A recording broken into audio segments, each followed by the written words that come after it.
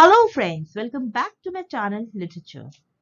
Today's video is based on one of the main figures of the second generation of romantic poets. So first of all तो ये बता दें कि first generation of romantic poets कौन थे? First generation of romantic poets were uh, William Wordsworth, Robert Southey and S.T. Coleridge. And this video is about second generation of romantic poets, one of the leading figures of the second generation of romantic poets, none other than John Keats. And we are going to cover the important points related to John Keats, which are very important from exam point of view. And let me tell you over here कि John Keats के साथ साथ Lord Byron and PB शेली भी second generation of romantic poets माने जाते हैं. So without wasting any further time, let's move on to the video. John Keats was born on 31st October 1795. The place where he was born is called Moorgate. It's in London. इनके father का नाम था Thomas Keats and he worked as hostler at the stables and he died in April 1804. So जो Thomas Keats थे ये एक अस्तबल में काम करते थे और एक बार जब ये गए थे कीट्स से मिलने इनके बोर्डिंग स्कूल पे और लौट रहे थे तो रास्ते में ही ये घोड़े से गिर गए थे और उनका स्कल फ्रैक्चर हो गया था जिससे कि उनकी डेथ हो गई थी और ये बात है अप्रैल 1804 की.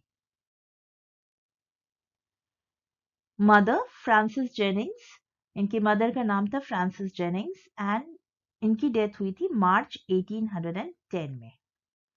सो आप देख सकते हैं कि जब कीट्स केवल 8 साल के थे तभी इनके फादर की डेथ हो गई थी और जब ये 14 साल के हुए तब इनकी मदर की डेथ हो गई थी. इनकी मदर की डेथ ट्यूबरक्लोसिस से हुई थी. तो आगे चलकर हम देखेंगे कि इनकी फैमिली की बहुत ही बड़ी वीकनेस थी क्योंकि ये बीमारी जो है ट्यूबरक्लोसिस इनकी फैमिली को पूरा कह सकते हैं कि निगल गया, बिल्कुल खा गया. ज्यादातर मतलब सबकी चाहे उनकी मदर की डेथ हो चाहे उनके भाई टॉम की या कीट्स की खुद की, ये तीनों ही ट्यूबरक्लोसिस के शिकार हो गए थे. याद रखिए कि ये हम बात कर रहे हैं 19th सेंचुरी की और उस टाइम पे जो है ट्यूबरक्लोसिस के लिए कोई मेडिसिन नहीं था, इसलिए बहुत बहुत कंटेजियस भी था और डेथ हो जाती थी क्योंकि काफी कंटेजियस था. जो भी सेवा वगैरह करते थे जो भी सर्व करते थे तो कहा जाता था ये काफी कंटेजियस डिजीज है, इसलिए आसानी से सर्व करने वाले को पकड़ लेता था. Let's talk about education of John Keats. He went to John Clarke school Enfield. तो ये जॉन क्लार्क स्कूल में पढ़े. वहां पे काफी ये प्रोग्रेसिव स्कूल था, लिबरल आउटलुक था लोगों का. Developed interest in classic and history और वहां पढ़ते पढ़ते कीट्स को काफी इंटरेस्ट आ गया था क्लासिक्स में. क्लासिक्स मतलब जो भी ओल्ड जो भी पुराने जो राइटर्स थे उनके वर्क्स में की तरफ काफी रुझान हो गया था. हिस्ट्री में उनको इंटरेस्ट था और ये इंटरेस्ट उनको ताउम्र पूरी उम्र उनको पूरे जीवन भर उनको रहा. Charles Gordon Clarke, important mentor and friend, introduced Keats to Renaissance literature. तो जहाँ ये स्कूल में जो है यहाँ के जो हेडमास्टर थे उनके बेटे थे चार्ल्स गॉर्डन क्लार्क और ये आगे चलकर इनके फ्रेंड भी बने और बहुत अच्छे मेंटोर भी बने जो कीट्स के साथ थ्रू आउट रहे हैं और इन्होंने ही कीट्स को जो है इंस्पायर किया था, इनको मोटिवेट किया था और रेनासा लिटरेचर की तरफ इनका रुझान बढ़ाया था. और कीट्स ने अपने स्कूल टाइम में ही गॉर्डन क्लार्क की वजह से उन्होंने स्पेंसर और टैसो और चैपमैन के ट्रांसलेशन को काफी पढ़ा था. अब बात करते हैं कीट्स के अर्ली करियर की. आपने पहले ही सुना कि 1810 मार्च में कीट्स के मदर की डेथ हो गई थी जब वो 14 साल के थे. इन्होंने 2 गार्डियंस छोड़े थे अपने बच्चों के लिए, रिचर्ड एबे, जॉन सैंडल. और जो है इनके बच्चे जो हैं इनके ग्रैंड पेरेंट्स के अंडर में थे। उसी साल जो है कीट्स जो क्लार्क स्कूल में इससे पहले पढ़ रहे थे, उन्होंने स्कूल अपना छोड़ दिया और 1810 Keats joined Thomas Hammond, surgeon apothecary, as an apprentice. तो उसी साल क्योंकि मदर की भी डेथ हो गई थी, फाइनेंशियल प्रॉब्लम्स थी, तो उन्होंने स्कूल छोड़ दिया, फिर अप्रेंटिसशिप पे चले गए थॉमस हैमंड के पास जो एक सर्जन थे एंड अपोथेकेरी थे और उनके नेबर भी थे, उनके पड़ोसी थे और डॉक्टर थे जेनिंग्स फैमिली के। तो वहां पे उन्होंने ज्वाइन किया इनको as apprentice. Having finished his apprenticeship, he registered as a medical student at Guy's Hospital in October 1815.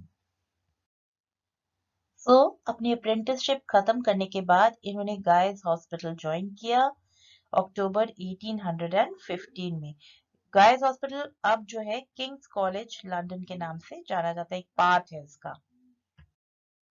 वो इस फील्ड में इसीलिए गए थे मेडिकल फील्ड में क्योंकि उनको पैसे की बहुत दिक्कत थी, फाइनेंशियल स्ट्रेस बहुत था।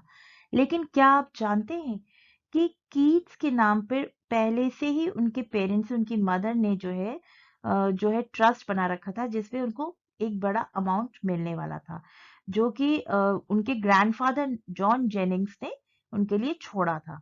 और उसमें से थोड़ा उनकी, जैसे कि होता है कि ग्रैंडफादर ने मदर को छोड़ा था, मदर ने फाइनली जो भी था वो इक्वली डिवाइड कर दिया था अपने बच्चों के बीच में। तो कीट्स को भी वो अमाउंट मिलना था। लेकिन कहा जाता है, ये माना जाता है कि जो वकील थे, उनके सॉलिसिटर थे, उन्होंने जो उनकी मदर और ग्रैंडमदर के सॉलिसिटर थे वो विलियम वॉल्टन, ये या तो ये जानते नहीं थे या जो कुछ भी है, ये उन्होंने इन्फॉर्मेशन कीट्स को नहीं दी। अगर शायद पैसे की प्रॉब्लम इतनी नहीं रहती तो कीट्स को लाइफ में इतना स्ट्रगल नहीं करना पड़ता और शायद वो बहुत पहले ही पोएट्री की दुनिया में एंटर कर चुके होते। लाइफ भी थोड़ी शायद डिफरेंट होती, उनका फेट भी डिफरेंट होता। एनीवेज, आगे देखते हैं। He had written his first poem in 1814, An Imitation of Spenser. तो हम देखते हैं कि 19 साल की उम्र में ही उन्होंने अपनी पहली पोइट्री लिखी थी, an imitation of Spenser. Although वो काफी बिजी रह रहे थे क्योंकि एज अ सर्जन वो काफी बिजी रहते थे और काफी मतलब अपने करियर में बिजी रहते थे, इसलिए लिखने का टाइम उनको ज्यादा नहीं मिलता था। उनका लिखने का काफी सफर करता था। लेकिन तब भी उनका फर्स्ट पोएम जो है एन इमिटेशन ऑफ स्पेंसर जो है इन्होंने लिखा था जब वो सिर्फ 19 साल के थे। और इधर फाइनेंशियल स्ट्रेस की वजह से वो अपनी मेडिकल का जॉब भी कर रहे थे, लेकिन अपने फेलो पोइट्स जो थे उनके टाइम कंटेम्प्रेरीज ले हंट और लॉर्ड बायरन से काफी प्रभावित थे। लेकिन हर वक्त जो है एक कदम पीछे लेना पड़ता था क्योंकि उनको फाइनेंशियल प्रॉब्लम्स बहुत थी। He was strongly drawn by ambition inspired by fellow poets like Byron and Leigh Hunt, but was compelled to take a step back due to financial crisis. This led to depression. तो अगर इंसान कुछ करना चाहे लेकिन वो अपनी drawbacks की वजह से वो कर ना पाए तो उसको ऑब्वियसली थोड़ा सा डिप्रेशन तो हो ही जाता है। तो यही हालत कीट्स की भी थी।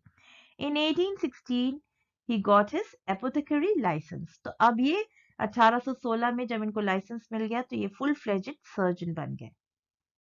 तब इन्होंने अपने जो गार्डियंस थे उनको भी बताया कि उनके मन ही मन में ये बात चल रही है कि वो सर्जन नहीं बनना चाहते, वो पोएट बनना चाहते। फिर भी वो अपना काम कंटिन्यू करते गए गाइस हॉस्पिटल में। एज सच मैंने बताया था फाइनेंशियल प्रॉब्लम्स थी तो वो अपना काम कंप्लीट मतलब कंटिन्यू कर रहे थे। लेकिन अब ज्यादा से ज्यादा टाइम वो लिटरेचर को भी देने लगे और काफी एक्सपेरिमेंट करने लगे। अब बात करते हैं जॉन कीट्स के करियर की एज अ पोएट।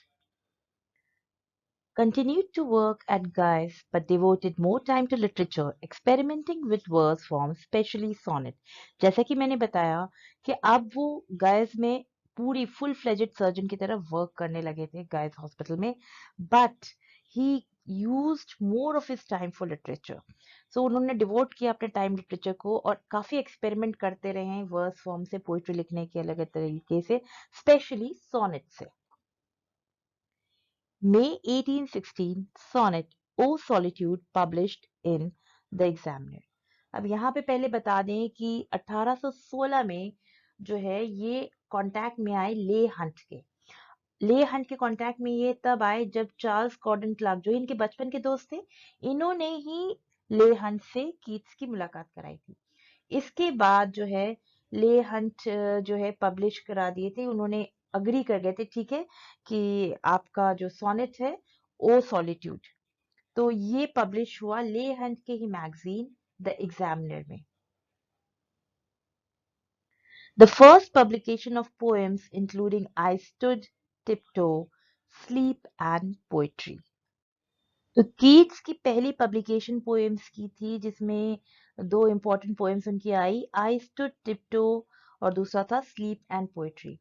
ये बुक जो है ये बिल्कुल क्रिटिकल फेलियर थी, लेकिन दोनों ही पोएट्रीज में स्ट्रॉन्ग इन्फ्लुएंस ले हंट का दिखता है रीडर्स को। लेकिन जो है कुछ जगहों पे इसको रिव्यूज अच्छे भी मिले, जैसे कि द चैंपियन, इसमें भी इनको काफी अच्छे रिव्यूज मिले थे, लेकिन तभी ये क्रिटिकल फेलियर ही साबित हुई थी, क्योंकि ये ज्यादा इंटरेस्ट जनरेट नहीं कर पाई थी रीडर्स में। जबकि रेनॉल्ड ने अपने रिव्यूज में चैंपियन में काफी प्रशंसा की थी इन वर्क्स की। अब चलिए जानते हैं कीट्स द्वारा दिए गए इंपॉर्टेंट वर्क के बारे में।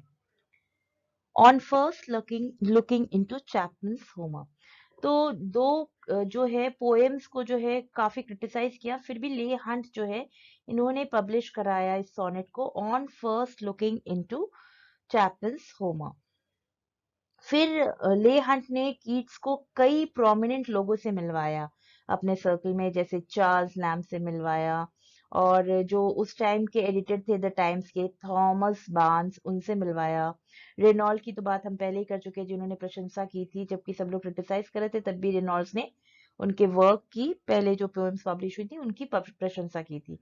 और फिर विलियम हैजलिट, इन सब के कॉन्टैक्ट में कीट्स आए, और ये एक डिसिसिव टर्निंग पॉइंट था कीट्स के लिए, क्योंकि पब्लिक आई में भी वो आ चुके थे कि हाँ ये एक मेंबर है, कीट्स को एक member of new school of poetry का माना जाने लगा, और ये आगे भी अपने वर्क्स को लिखते रहे, काफी मोटिवेट हुए और अपना काम आगे करते गए as a poet. Ode on a Grecian urn, फिर इन्होंने ode on a Grecian urn लिखा था, जिसका एक बहुत इंपॉर्टेंट लाइन है, काफी पूछा जाता है, beauty is truth, truth beauty, that is all you know on earth and all you need to know। 1816 के दिसंबर तक कीट्स डिसाइड कर चुके थे कि उन्हें सर्जन नहीं बना, उन्हें फुल फ्लेजेड पोइट बनना है। इसके साथ ही उन्होंने जॉब छोड़ दी, ट्रेनिंग अपनी हॉस्पिटल में छोड़ दी, और खुद भी काफी उनको कोल्ड और काफी बीमार रहने लगे, और काफी, क्योंकि पैसे की तंगी तो उनको थी ही, और वो ट्रेनिंग भी छोड़ चुके थे, तो अब उनको छोटे छोटे रूम्स में लंदन में रहना पड़ रहा था। इसके बाद फिर इनके भाई बीमार पड़े, और अप्रैल 1817 में ये अपने भाई की तीमारदारी करने, क्योंकि टॉम इनके भाई को ट्यूबरक्लोसिस हो गया था, तो इनके भाई की सेवा करने के लिए ये 1817 में एक जो है विलेज में, जो कि हैम्पस्टेड में एक गांव है, एक गांव में शिफ्ट कर गए उनकी देखभाल करने के लिए। ये जहाँ पे रह रहे थे इस गांव में, हैम्पस्टेड में, ये इनका घर जो है ले हंट के घर से काफी पास था, और कोलरिज के घर के भी काफी पास था। इस तरह कीट्स और पोइटिक लोगों के कांटेक्ट में आते रहे। अनफॉर्चुनेटली टॉम सरवाइव नहीं कर पाए ट्यूबरक्लोसिस, क्योंकि उस वक्त ट्रीटमेंट नहीं था, तो Tom Keats he died on 1 December 1818। उनके अगले जो इम्पोर्टेंट वर्क्स हैं, ode to Psyche, ode to a nightingale, Endymion, इस बुक को इन्होंने डेडिकेट किया था थॉमस चैटरटन को। एंडिमियन ही काफी इफेक्ट कर गया कीट्स को, क्योंकि इस बुक को क्रिटिक्स ने बहुत बहुत बुरी तरह से ट्रीट किया, और इतनी तरह से डैम किया था क्रिटिक्स ने, और बायरन का कहना था कि Keats was ultimately स्नफ्ड out by an article, और इससे ये कभी रिकवर ही नहीं कर पाए। हम आपको बताएं कि एंडीमियन के बारे में ब्लैकवुड्स मैगजीन में जो है जॉन गिब्सन लॉकहार्ट ने लिखा था, imperturbable driveling idiocy। और इन्होंने एडवाइस किया लॉकहार्ट ने कि it is a better and a wiser thing to be a starved apothecary than a starved poet. So back to the shop, Mr. John, back to plasters, pills and ointment boxes. So इस तरह के reviews, इस तरह के statement से Keats काफी depression में चले गए। यहाँ पे ये भी बताते चले कि यही जॉन गिब्सन लॉकहार्ट है जिन्होंने टर्म बनाया था कॉकने स्कूल। कॉकने स्कूल जिसमें इन्होंने कई पोएट्स को रखा था, जिसमें कीट्स भी थे, शेली भी थे, और ये मॉक करने के लिए रखा था कि जो नए पोएट्स हैं उनको मॉक करने के लिए कि इनको काम अपना ठीक से नहीं आता है। इसीलिए उन्होंने कॉकने स्कूल का टर्म दिया था जिसमें इन्होंने कीट्स, शेली, हैजलिट इन सबको रखा था। 1819, Keats wrote The Eve of St. Agnes, La Belle Dame Sans Mercy, Hyperion, Lamia, and the play Otho the Great। अब शॉर्ट में बात करते हैं जॉन कीट्स के लव लाइफ की।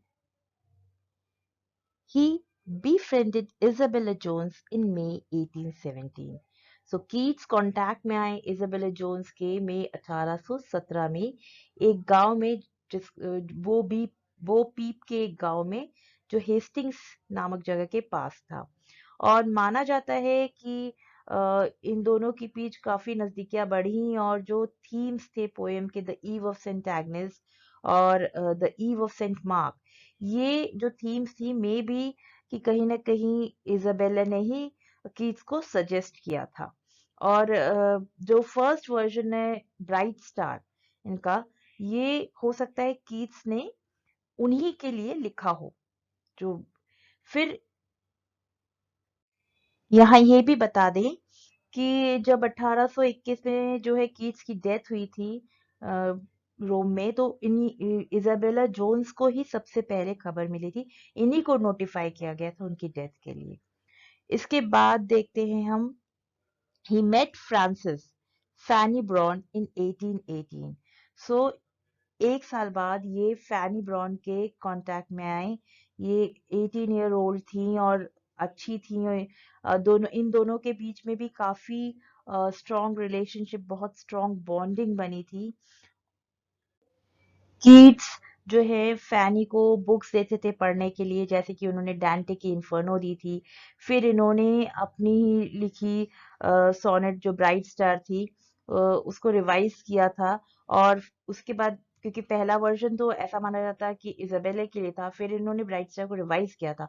इसके बाद इन्होंने इसको जो है फैनी को गिफ्ट किया था, उनको दिया था। फैनी ब्राउन के कांटेक्ट में आने के बाद इजाबेला जोन्स की कोई भी बात मेंशन नहीं करी गई है कहीं भी, और बहुत डेडिकेटेड थे कीट्स फैनी ब्राउन की तरफ, उनसे शादी करना चाहते थे, बट जो है उनकी वो जानते थे कि उनकी फाइनेंशियल कंडीशंस बिल्कुल भी स्टेबल नहीं है। सो इनको पता था कि वो फैनी से प्यार तो करते थे लेकिन वो उनको कुछ ऑफर नहीं कर सकते थे, उनको लाइफ में बहुत कुछ दे नहीं सकते थे। फिर ये बीमार भी रहने लगे थे। इस तरह से इन दोनों की भी रिलेशनशिप यहीं पे एंड हो जाती है। अब ध्यान देते हैं जॉन कीट्स के लास्ट डेज पे। When tuberculosis took hold, he left for Rome in September 1820। So, इनको डायग्नोस किया गया था ट्यूबरकुलोसिस से और डॉक्टर्स ने एडवाइस किया था कि अब ये थोड़े वार्मर क्लाइमेट में चले जाए, थोड़े गर्म वातावरण में रहें। तो सितंबर 1820 में कीट्स गए थे रोम। और और पूरे साल इनमें काफी सीरियस सिम्टम्स देखे गए ट्यूबरकुलोसिस के। 2 लंग हैमरेज भी हो गए थे फरवरी में। इनके साथ गए थे जोसेफ सिवियन, और लास्ट के दिनों में जोसेफ सिवियन और डॉक्टर जेम्स लार्क ने इनकी देखभाल की थी। The first months of 1821 marked the steady decline into the final phase of tuberculosis। So हम देखते हैं कि 1821 की शुरुआत से ही धीरे धीरे कीट्स जो है अपने अंत की तरफ कदम बढ़ा रहे थे। ट्यूबरकुलोसिस काफी बुरी तरह से असर कर रहा था, ब्लीडिंग हो रही थी काफी। और John Keats died in Rome on 23rd February 1821. He was buried in the city's Protestant cemetery. और कीट्स की डेथ हुई ऑन 23rd फरवरी 1821 में रोम में हुई थी और इनको प्रोटेस्टेंट सिमेट्री में दफनाया गया. His last request was to be placed under a tombstone bearing no name or date, only the words, "Here lies one whose name was written water." तो उनकी आखिरी इच्छा यही थी कि उनके टूमस्टोन पर जिसपे नेम और डेट ऑफ बर्थ और डेट ऑफ डेथ ये वगैरह ये मेंशन होता है, उन्होंने कहा था ना मेरा नाम मेंशन हो ना डेट मेंशन हो, सिर्फ ये लाइन लिखी जाए कि यहाँ पे वो व्यक्ति लेटा हुआ है जिसका नाम पानी से लिखा गया था. और हम आपको ये भी बता दें कि इनकी डेथ के 7 हफ्ते बाद शेली ने जो है इन पर एलिजी लिखी थी एडोनिस. और एक चीज और इम्पोर्टेंट है कि जिस सिमेट्री में इनको बरी किया गया इसी सिमेट्री में शेली के ऐश को, क्योंकि शेली को बर्न किया गया था तो जलाया गया था, तो उनके जो एशेस है वो भी इसी सिमेट्री में दफनाए गए थे. और जोसेफ सिवियन जिन्होंने इनको लास्ट दिनों में इनकी देखभाल की थी उनकी उनको भी कीट्स के बगल में ही दफनाया गया था. So that's all about John Keats in this video. I hope this was quite informative for you all and will help you in your exams. And if you've not checked out the video based on William Wordsworth or William Shakespeare, please do check out the videos right away. And wish you all the best for your forthcoming exams. Please do help the channel grow by subscribing to my channel, a request. And thank you for watching.